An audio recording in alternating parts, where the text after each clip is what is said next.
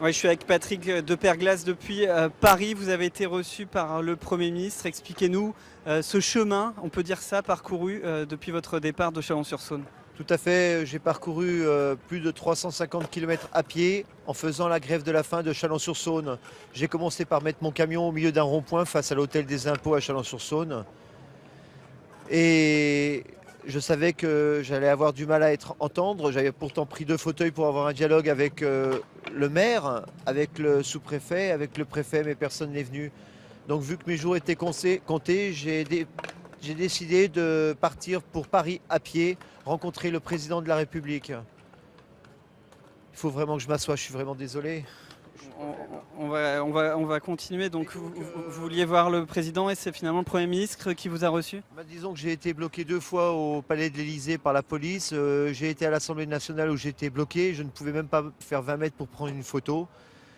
Et j'avais toujours espoir, j'ai failli abandonner, mais mon ami David, qui a créé la page Facebook 30 jours pour le peuple, était là pour m'aider, pour m'épauler, pour m'aider dans mes dialogues, dans mes propos, pour que je sois toujours serein et toujours sur l'idée que j'avais.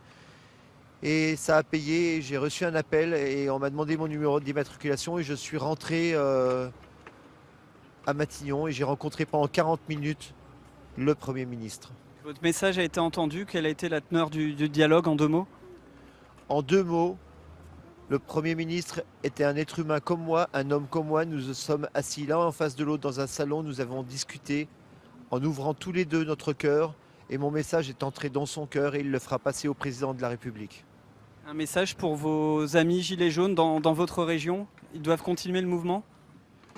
Le mouvement doit continuer tant que nous n'avons pas quelque chose de concret, mais en tout cas sans violence, sans bloquer les gens dans les ronds-points.